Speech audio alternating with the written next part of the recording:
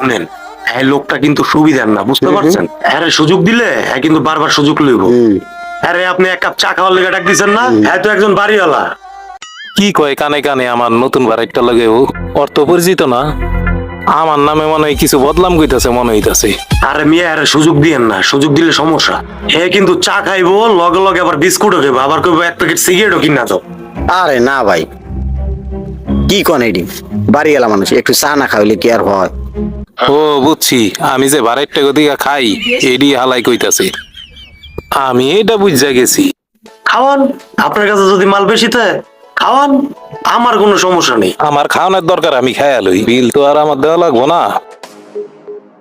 রাসেল, হ্যাঁ, কম দিয়ে কি চাটা একটু পরে বানাও, আগে কিছু খাইয়া লই। হ্যাঁ, খাইবেন নি তো? কিরে বেটা, কেক দিয়ে হুড হয়ে রয়েছে, আবার রয়েছে দুইটা ছোট ছোট। এরে বেটা, দুইটা একটার দাম নিস। আমি মানুষটাই তো হুডা, আমার কে হুডা হইব না?